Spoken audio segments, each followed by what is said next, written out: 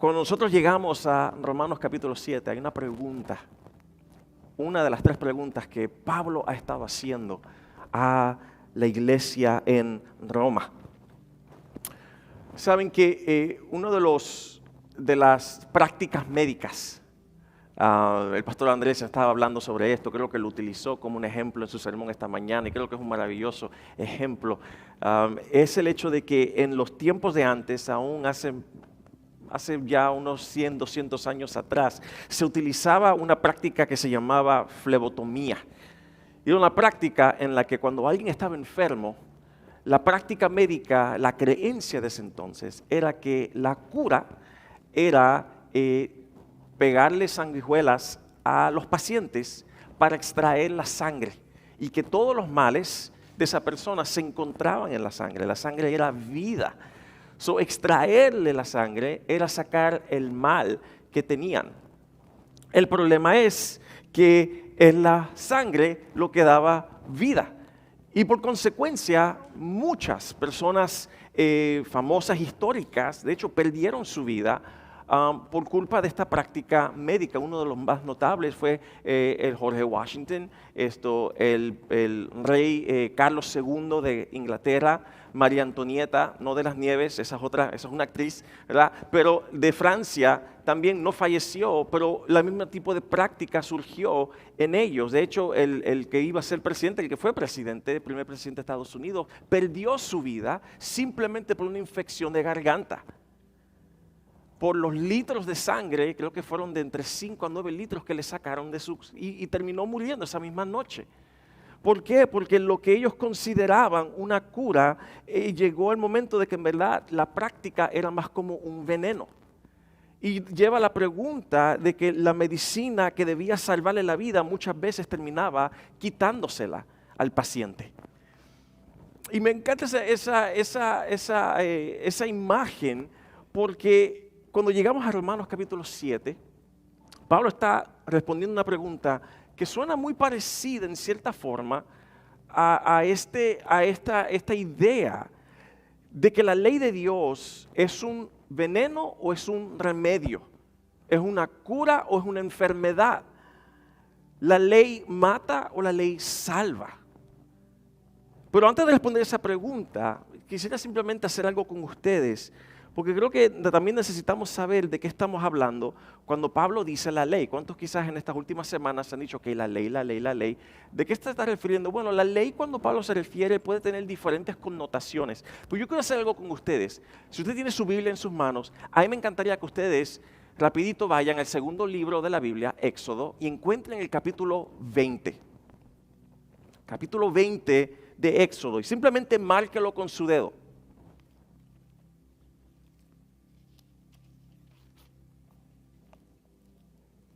Éxodo está después de Génesis.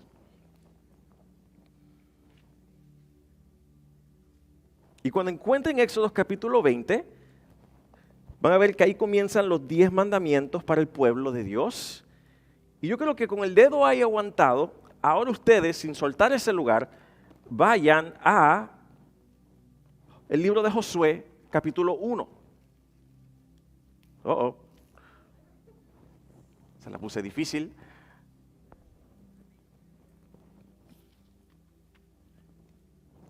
Josué capítulo 1, unos 4 libros más adelante.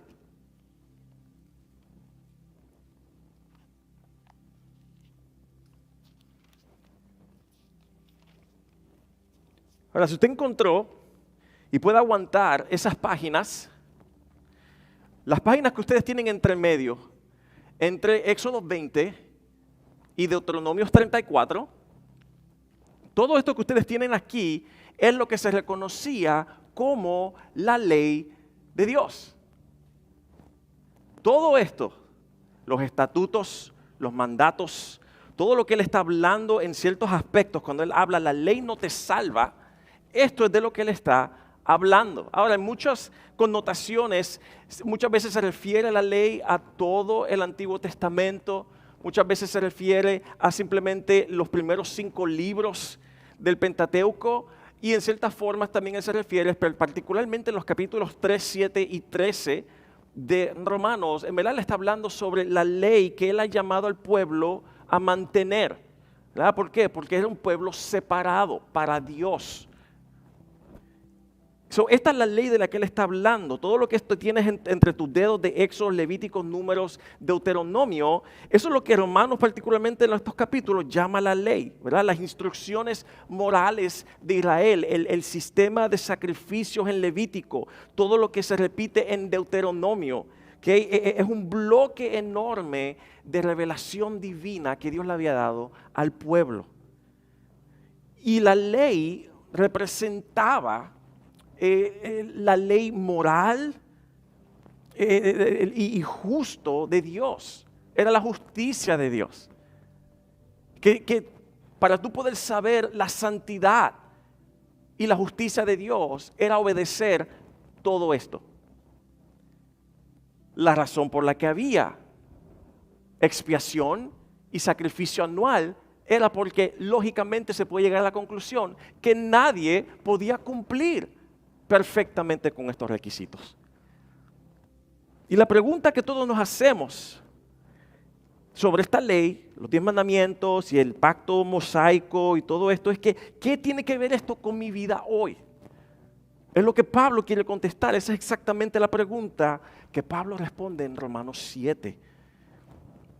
Y nosotros podemos en verdad ver dos resultados de estas preguntas. Hay dos grupos extremos que responden a esta pregunta de maneras opuestas. Por un lado están lo que llamamos los legalistas, ¿verdad? Son personas que creen que la ley es el remedio, que obedecer la ley al pie de la letra, que la relación con Dios se gana cumpliendo esas reglas. Por otro lado están los que desprecian la ley, los que dicen que ahora nosotros vivimos en gracia y la ley ya no estamos bajo ella. Por tanto, podemos despreciarla. Vivir en gracia significa que ya no importa, sino que somos libres para que nosotros hagamos lo que nos plazca. Como buena persona del campo, lo que nos dé la gana. Pablo dice que ninguno de los dos ideologías, filosofías, tienen razón. Y es precisamente la pregunta que aborda en los versículos 7 al 25 que vamos a estar abarcando hoy. Y su respuesta no nos va a sorprender y a la vez nos va a sorprender. Ahora, recordemos el contexto. En los capítulos 6 y 7 de Romanos, Pablo le ha estado diciendo a los creyentes en Roma que ya ellos no están bajo la ley, sino que están bajo la gracia. Muy bien. Y con eso han surgido preguntas naturales. Por ejemplo, nosotros vimos a finales del capítulo 6 y comenzando en el capítulo 7, la semana pasada vimos la primera. Si ya no estamos bajo la ley, significa esto que podemos pecar cuanto queramos. Al final del capítulo 6, él empezó a decir, ok, si donde abunda el pecado, sobreabunda la gracia, entonces mi lógica me dice que entonces debería de pecar más para que la gracia de Dios abarque más. Y la contestación profunda de Pablo es que absolutamente no. Capítulo 7, versículo 1, él dice, ok, entonces, si ya yo no estoy bajo la ley, en otras palabras, si yo estoy bajo la gracia, entonces eso quiere decir que puedo hacer lo que me dé la gana. Y la contestación de él es ¿cuál? Absolutamente no. ¿Ok? Ahora nosotros estamos en el versículo 7. Y surge la tercera pregunta. Si ya no estamos bajo la ley, entonces me estás diciendo que la ley es mala. ¿Me estás diciendo que la ley es el problema de mi vida? Romanos 7, versículo 7, comenzamos a leer.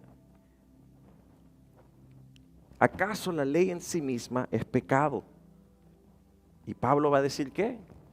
Por supuesto que no. De hecho, fue la ley la que me mostró mi pecado. Nunca hubiera sabido que codiciar es malo. Si la ley no dijera, no codiciarás.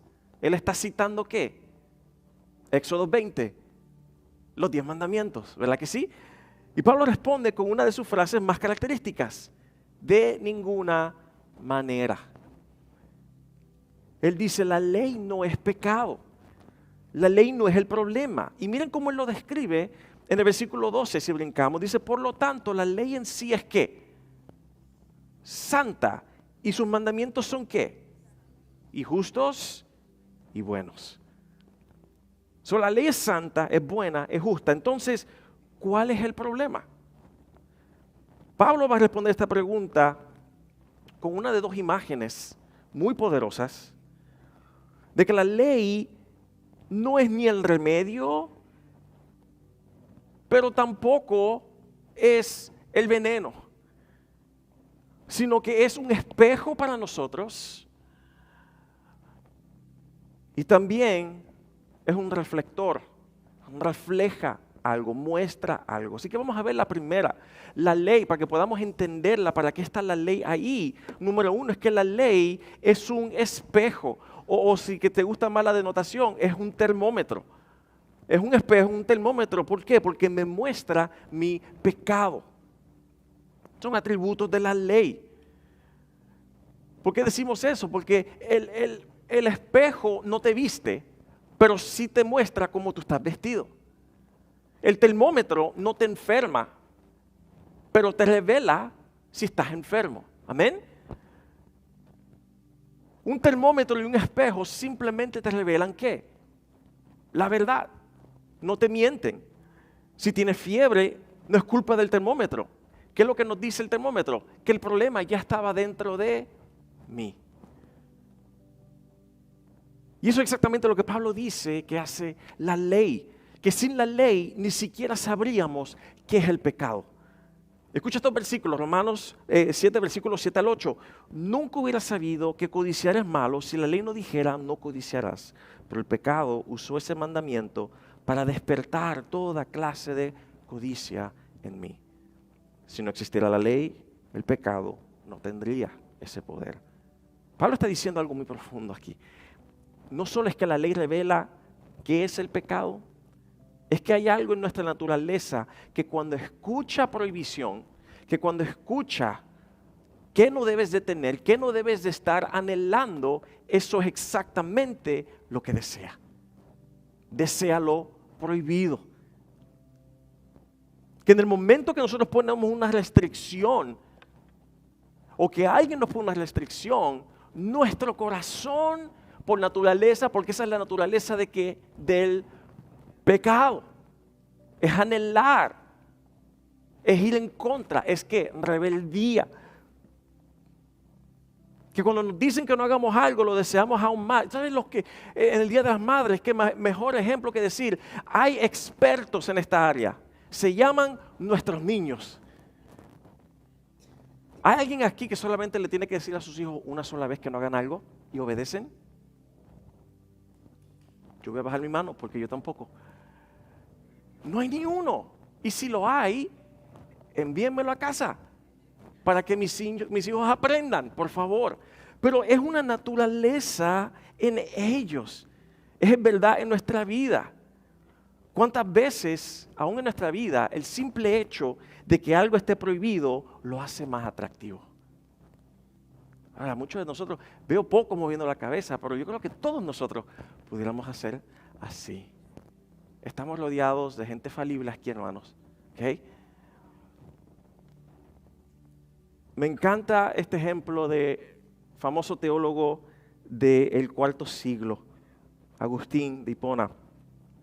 Él escribe en uno de sus historiales sobre cuando él era un adolescente y que él y un grupo de amigos pasaron por una cosecha de peras y que aunque le pertenecía a otra persona, le pertenecía creo que al vecino, no tenían hambre, pero dice que las peras no se veían especialmente apetitosas, pero decidieron robarlas de todas formas, que las tomaron, que cargaron con montones de ellas y que al fin las fueron a tirar a los cerdos para que se las comieran.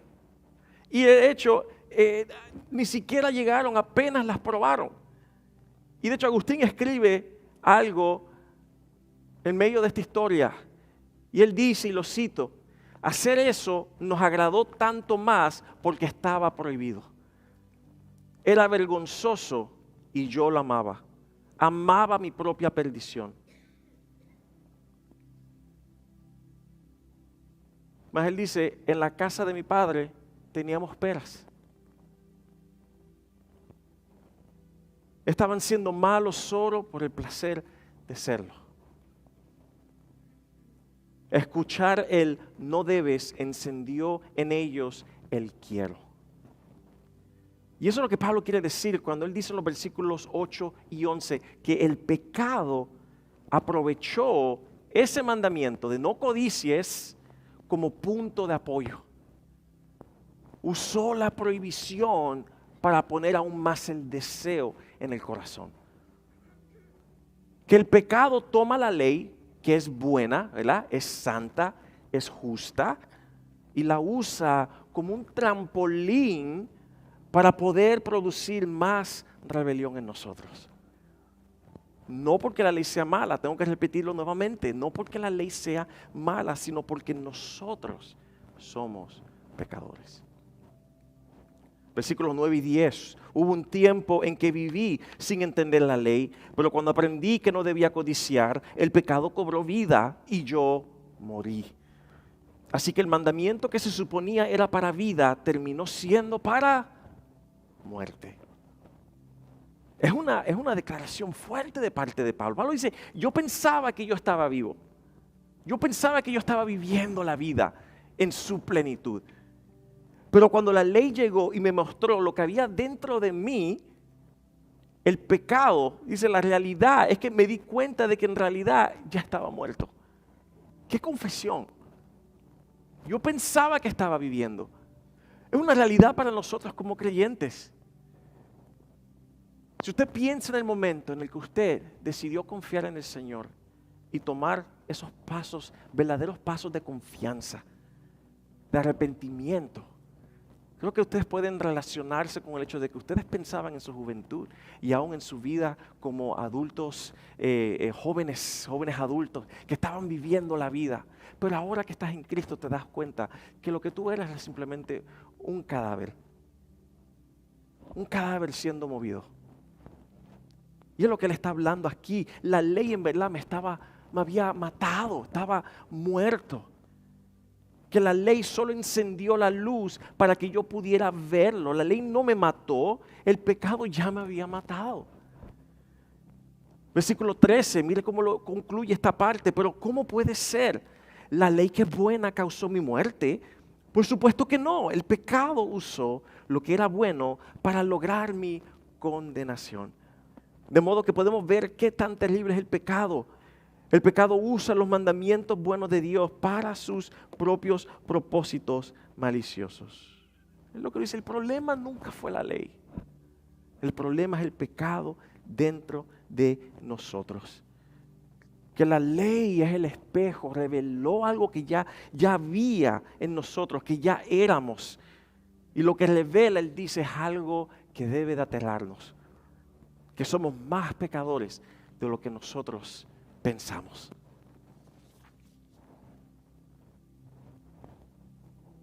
Número 2, nos da una segunda explicación y un atributo para poder entender. La ley no es solamente un espejo, no solamente te enseña lo que ya tú eres, sino que ahora él nos va a decir esto en el versículo 14 al 23, que la ley es un reflector, en otras palabras, expone lo oscuro de mi corazón. Y a partir del versículo 14, lo que nosotros vemos aquí es que algo cambia en la forma, la gramática que usa Pablo, ¿verdad? Él está hablando del pasado, él está hablando de antes, de cómo yo era, de lo que reveló, de lo que causó, lo que él deseó. Habla en el pasado, pero cuando llegamos al versículo 14, pasa de hablar en pasado, ahora va a hablar, vas a ver, el uso de los verbos va a ser en presente. Y no es un accidente, Pablo está describiendo su presente experiencia en su vida actual. La batalla del creyente que ha sido regenerado, que ha sido convertido, que se deleita en la ley de Dios por dentro, pero que sigue siendo movido, siente el jalón del pecado por fuera.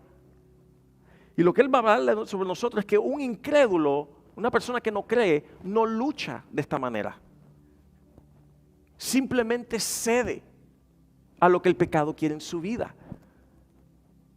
Y lo que le dice es que el que lucha, el que gime, el que desea hacer el bien, aunque no pueda, ese es el hombre que ya tiene el Espíritu de Dios adentro, hombre o mujer. Versículo 14, así que el problema no es la ley, porque la ley es, nuevamente, ¿qué? Buena, ¿verdad? Buena y espiritual, buena y santa, justa. El problema está en mí, porque soy demasiado humano. ¿Cuántos demasiado humanos hay aquí? ¿Verdad que sí? Demasiado humano, un esclavo del pecado. ¿Qué le dice él aquí? Él dice, la ley es espiritual. ¿Por qué? Porque viene de Dios. El problema soy yo. Y él ilustra esto de una manera muy personal, de una manera muy honesta, ¿verdad que sí? Hay algo profundamente pastoral, yo creo, en que el apóstol que escribió tantas de las cartas, más de la mitad del Nuevo Testamento, el hombre que plantó iglesias en el mundo conocido, el mundo mediterráneo, se exponga de esta forma delante de nosotros.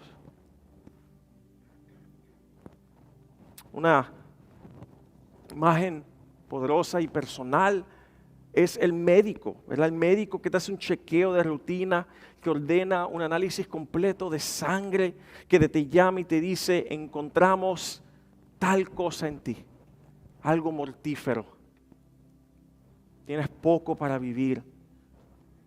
Las palabras del médico no crearon el problema, ¿verdad que no? Sino que las palabras de él, el problema ya estaba ahí.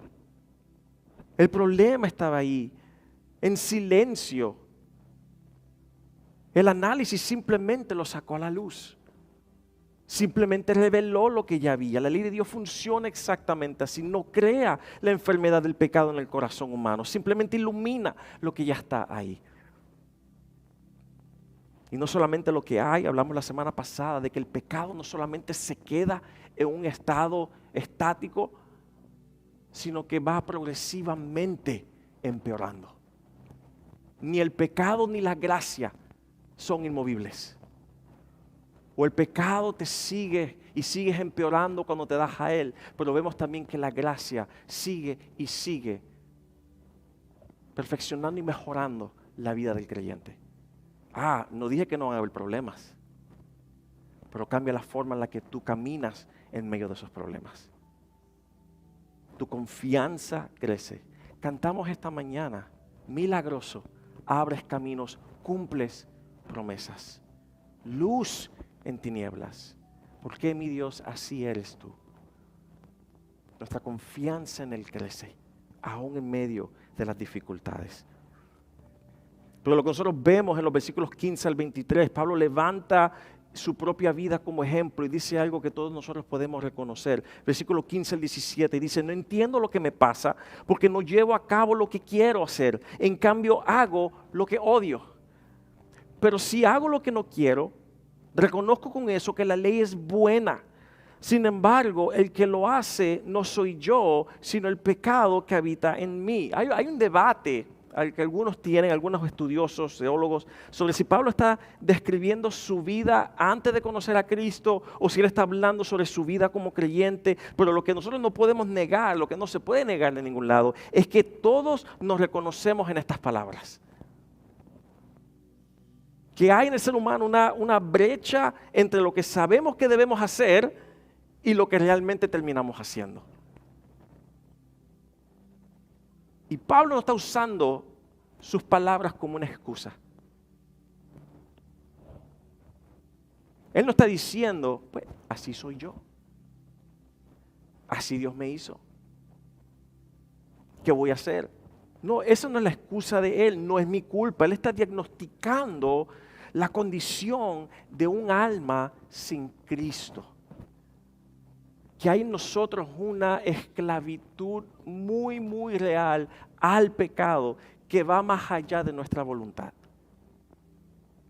Que queremos hacer el bien, pero que hay algo en nosotros que nos ala, nuestra naturaleza, que nos lleva a hacer lo contrario. Y escucha cómo lo describe en el versículo 18. Y sé que en mí, es decir, en mí, ¿qué? Naturaleza pecaminosa, no existe nada bueno. Quiero hacer lo que es correcto, pero no puedo. Quiero hacer lo que es bueno, pero no lo logro.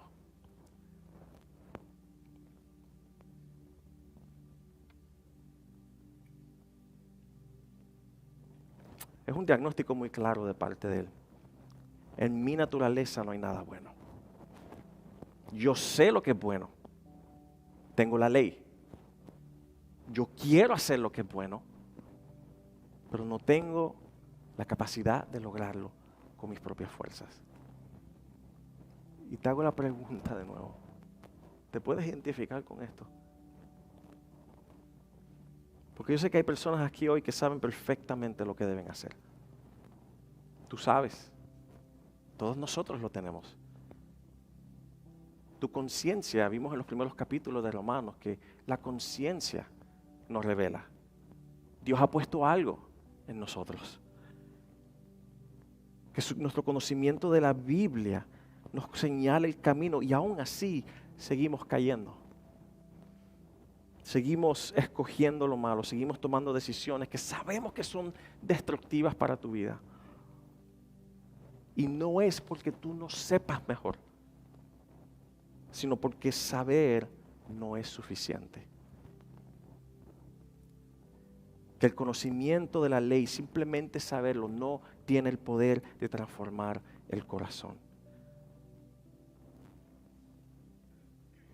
Pero lo que Pablo quiere que nosotros entendamos primero es que tú no puedes esconderte de esta naturaleza. Que tú no puedes esconderte. Pero mira los versículos 21 al 23. Pablo describe esta lucha como una guerra interna. Él dice, he descubierto el siguiente principio de vida. Que cuando quiero hacer lo que es correcto, inevitablemente hago lo que es malo. Me encanta la ley de Dios con todo mi corazón. Pero hay otro poder dentro de mí que está en guerra con mi mente. Este poder me esclaviza al pecado que todavía está dentro de mí. Es una guerra en el interior, ¿verdad que sí? Un poder que nos esclaviza, dice él. Es una descripción de la condición humana. Él dice, no hay disciplina suficiente por mi propia fuerza. No hay una lista de reglas que me pueda curar. ¿Por qué? Porque el problema no está en yo seguir una lista. El problema está en mí. Y aquí es donde él hace la gran vuelta, el gran giro, versículos 24 al 25. Él hace este análisis aterrador y luego él pone esta pregunta. Soy un pobre desgraciado. En alguna de sus versiones dice, soy un miserable. Miserable de mí. ¿Quién me libertará de esta vida dominada por el pecado y la muerte? Es lo que está describiendo, es el grito del alma humana. Es interesante que el mundo hoy en día es tan rebelde en que yo no necesito ayuda, pero lo único que nosotros escuchamos cada día es un mundo gritando y gimiendo por un Salvador.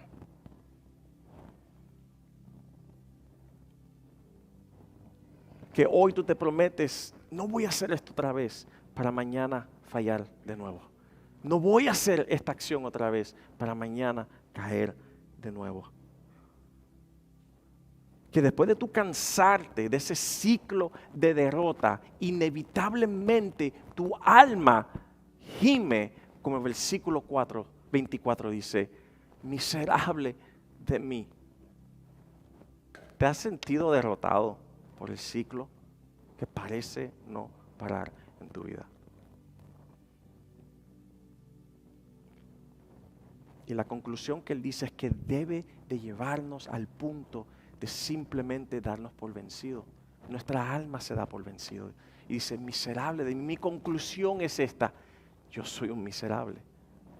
Yo soy un infeliz. Y la respuesta de Pablo, si muchos de nosotros llegamos a ese momento, hemos llegado a ese momento y nos detenemos ahí. El problema con que tenemos tantos grupos de apoyo, ¿verdad? Es que muchos han llegado a la conclusión de que son miserables y ahí se detienen. Pero Pablo continúa con el remedio en el versículo 25. Gracias a Dios. La respuesta está en Jesucristo, nuestro Señor. Así que ya ven, en mi mente de verdad quiero obedecer la ley de Dios, pero a causa de mi naturaleza pecaminosa soy esclavo del pecado. Gracias a Dios, dice él. Gracias a Dios. ¿Por qué? Bueno, porque él está llegando a una conclusión poderosa aún para nosotros. Gracias a Dios. La respuesta está en Jesucristo, nuestro Señor. No es gracias a mi esfuerzo, no es gracias a mi forma de tratar de encontrar la solución, no, es gracias a que finalmente me di cuenta de mi condición. Gracias a Dios que yo no pude. Cuando yo hago las cosas a mi manera, el resultado final es, soy un miserable. Y él dice, pero gracias a Dios que él sabía eso y él ya envió la respuesta en la forma de Jesucristo. Él ya la envió. Tú estás buscando contestaciones a las situaciones de tu vida, a tu fracaso, a tu ciclo que tú no puedes detenerte. Y lo que él está diciendo aquí, hey, la respuesta ya existe. Qué bueno que te diste cuenta de lo miserable que tú eres.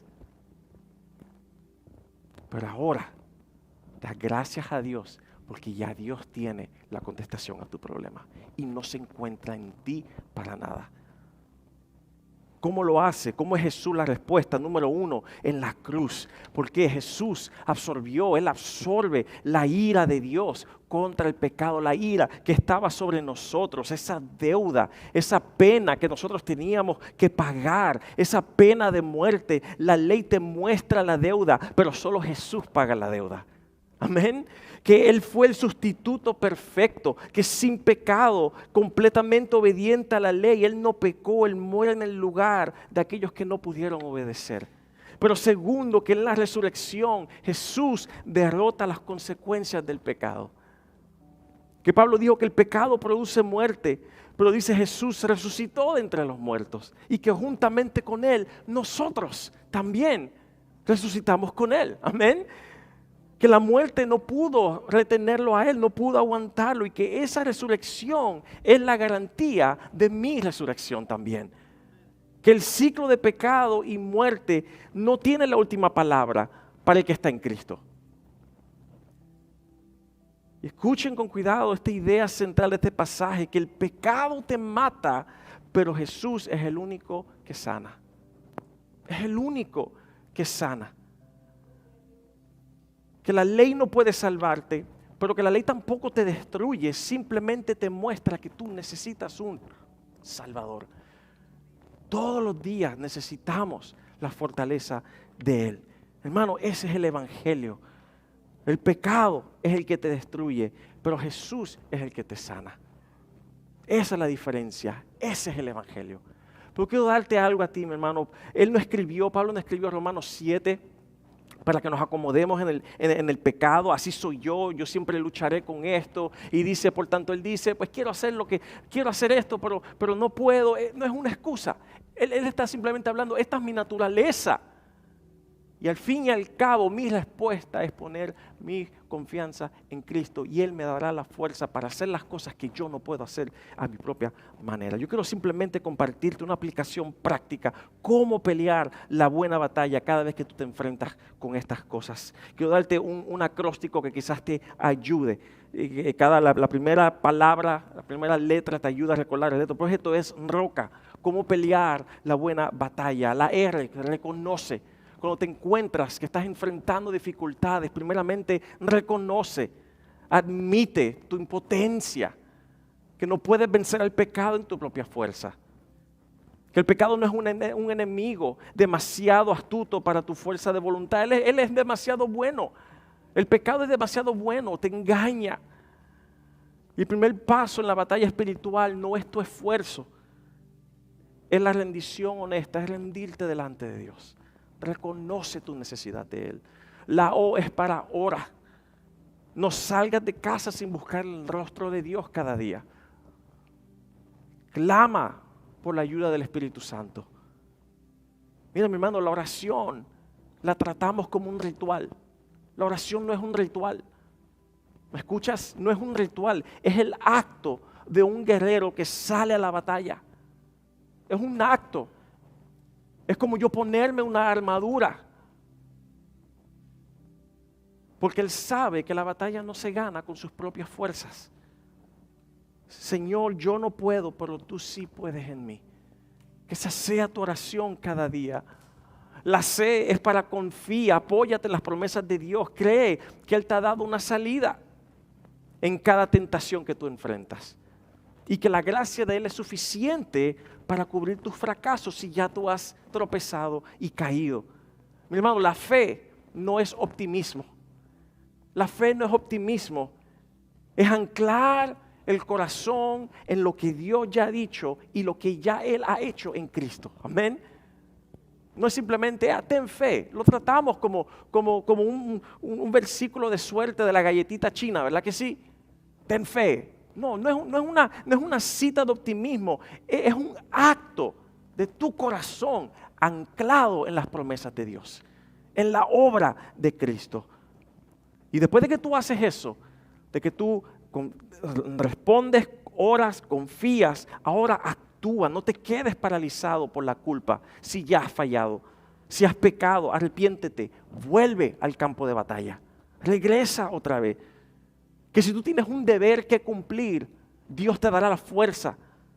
Puedes hacerlo confiado en que el Espíritu Santo te fortalecerá en esa acción.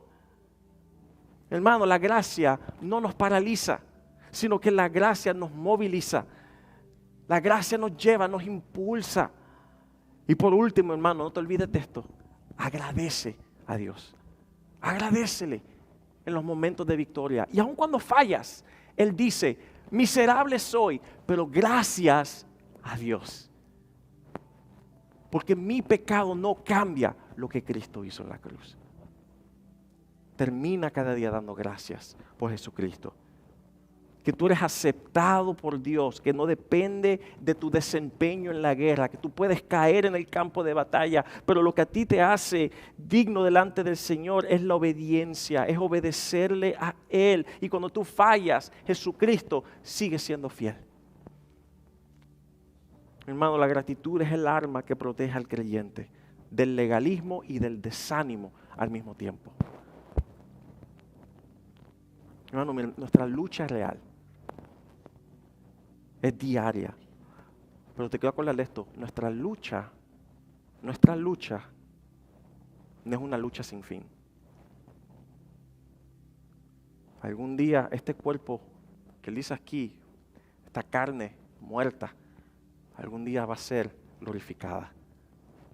Y todo lo que tú has luchado, que el Señor te ha llevado, ese testimonio, nosotros podemos anclarnos en una redención absoluta, en una liberación absoluta. Lo que Pablo llama un cuerpo de muerte en el versículo 24, apunta hacia adelante, hacia una redención final que él va a describir en el capítulo 8. Nosotros podemos mirar nuestro cuerpo, nuestro espíritu puede gemir hoy, pero hay esperanza en una redención futura. Que si tú te sientes miserable por tu pecado, recuerda esto, que ese mismo sentimiento es una prueba de que tú eres un soldado de Cristo. El que no tiene a Cristo no lucha contra el pecado. Pero tú, dice aquí, que te deleitas en la ley de Dios, en tu interior, aunque tú no puedas cumplirla. Deleitémonos en la ley de Dios. Fallé, gracias por tu ley, gracias por ese espejo, gracias que refleja mi interior. Ahora, Señor, concédeme la fortaleza para caminar cerca de ti. Hermano, podemos perder la batalla, pero la guerra ya ha sido ganada por el Señor. Y sabemos que este día de redención está cerca. Podemos confiar en eso. Y Dios nos da la fortaleza para recibir a aquel que sí nos puede llevar en medio del valle de la sombra de muerte. Amén. Vamos a orar esta mañana. Bendito Padre, gracias, Señor. Como Pablo dijo, que nosotros podamos decir, puede ser, Señor, que yo haya fallado esta misma mañana, Señor. Tú nos invitas a que nos acerquemos a ti. Tú nos invitas a que corramos a ti. Que nos presentemos delante de tu altar. Y Señor, siempre podemos dar gracias a Dios por Jesucristo nuestro Señor. Fortalece nuestros brazos, Señor. Fortalece y ancla nuestro corazón en ti. Te necesitamos cada día. Señor, tu ley es buena. Revela cuán necesitados somos de ti cada día. Ayúdanos a cada mañana cuando nos levantamos, Señor, a encomendarnos a ti, a buscar tu rostro. Que nuestra fe, Señor, no es simplemente una palabra para emocionarnos, Señor, sino que nuestra fe es un corazón anclado en Cristo, anclado en tus promesas, anclado en los hechos y la obra de Jesucristo en la cruz. Y nuestra esperanza está, Señor, que aunque hoy podamos batallar con el pecado, Señor, si hemos escogido seguirte a ti, sabemos que un día todo este pecado, todo este cuerpo que es alado por el pecado, algún día, Señor, cesará de sentir ese peso. Y nuestra promesa, Señor, es que estaremos en gloria contigo. Padre, si hay alguien aquí que se siente que ha batallado y ha fallado, se siente miserable, Señor, qué maravillosa palabra, que todavía aún en nuestras fallas podemos darte gracias, que podemos correr a ti. Ayúdanos a no quedarnos en esta culpa, a no quedarnos bajo el peso de esta miseria, sino correr a tus brazos, porque solo tú nos sostienes y nos levantas y nos impulsas. Señor, ayúdanos a depender de ti en nuestra vida. Te lo pido en el nombre de Cristo Jesús. Amén y amén.